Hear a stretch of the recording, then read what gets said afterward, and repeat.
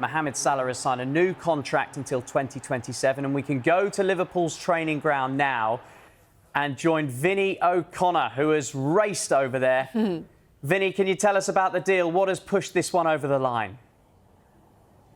Well, these have been negotiations that have been going on for several months now, headed, of course, by Richard Hughes. And there seemed to be a will on both sides, certainly from the football club and from Mo Salah himself as well, to get this deal done. Throughout the discussions, it was clear that the desire of both parties really was to reach an agreement on this. And this is a general point really relating to Liverpool's strategy at the moment. Their ambition is to recruit and retain the best talent, and that must remain hand in hand with the sporting, financial and overall best interests of the football club as well, which again I suppose is why this deal has taken a little bit of a while to come to fruition as well, because obviously Mo Salah himself is looking for the best possible deal.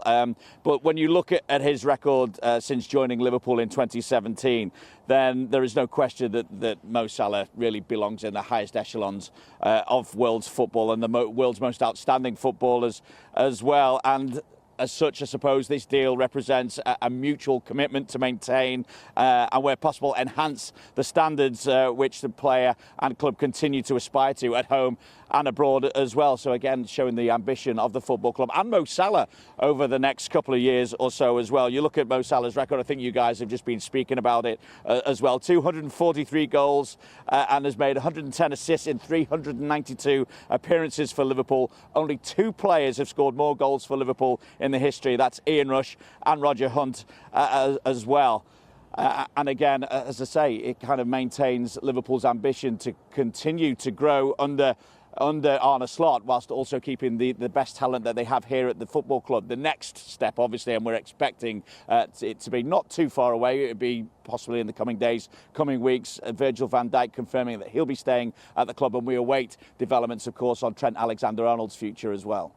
Well, that's just it, Vinny, with the sort of that trio of players, that there's been that uncertainty. And Trent Alexander-Arnold, it looks as though Madrid is calling.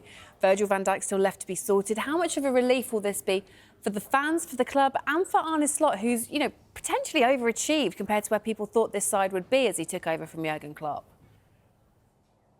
I think it'll be a relief in some parts. I mean, you look at it, it's come at an opportune moment in the season. Liverpool have lost the last 4 games, so this is a bit of a boost, I suppose, a bit of good news. And we know what criticism the football club has taken as well. Some a little bit unfairly, given the situation and the unprecedented situation they kind of found themselves in with the changes in the hierarchy. Jurgen Klopp announcing he was going to leave, and why would any footballer at that point commit the future when they didn't know who the incoming boss was going to be, and indeed what life would be like under that incoming boss as well. It has been good. We know how impressed the squad have been with what Arne Slot has brought since he came in as the head coach here. So I think it'll be a relief to the fans, obviously, that Mo Salah will be staying here another couple of years. It's a relief to everyone here, to Arne Slot, the fact that Liverpool don't have to go searching immediately to replace him, or the fact is that they can bring in a long-term successor to him now and move forward, I suppose, in that respect, whilst still having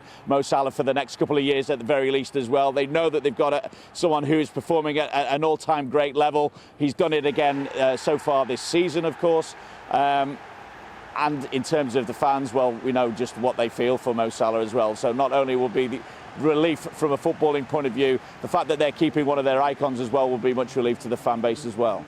Vinny, you talk about all-time greats, icons. I know that Mo Salah is aware of numbers. You mentioned some of the numbers of his goals. There's only 2 Liverpool players have ever scored more for the club. When we talk about Premier League, though, he only needs 30 goals to overtake Harry Kane as second place in the all-time standings. That'll be a real target for Mo Salah, won't it?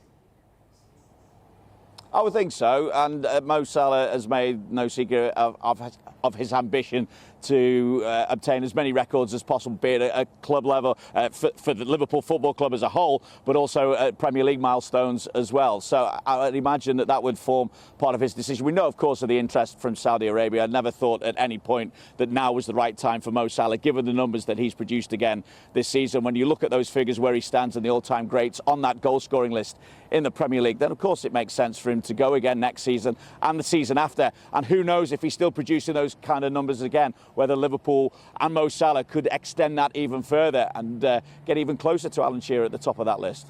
Yeah, it feels a real feather in the cap for the new sporting director, Richard Hughes. Last season, not too many signings were made, but you said yourself he's been front and centre in the negotiations with Mohamed Salah.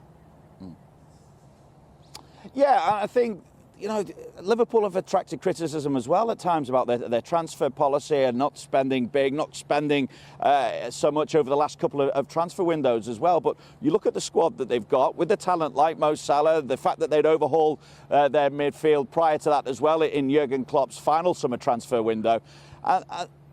Was there really the need? The fact is Liverpool have left themselves in a relatively strong financial position to go again in the transfer market coming up this summer, of course. We keep mentioning Trent Alexander-Arnold's the potential that they're going to have to bring in a right back to replace him. If he doesn't sign that new deal, it's looking unlikely just from the noises that we're getting at the moment and that speculation continuing around Real Madrid, whereas Virgil van Dijk, of course, last week said after that defeat to Fulham that he was getting closer to signing a new deal as well, and subsequently we found out about Mo Salah, and then they've made that announcement today. So as I say, I think Liverpool under Richard Hughes, again, have maintained a relatively sensible transfer policy so far. We've seen the talent that's within that squad, how they've managed to sustain it for most of the Premier League season. Just 2 defeats in the Premier League so far during this campaign. Only one at home, of course, against Nottingham Forest, and that first one away from home in the Premier League against Fulham last weekend. So now Arne Slot will be looking at his squad, and we know the areas that they'd be looking to strengthen, probably at the back once again, perhaps in that forward line as well.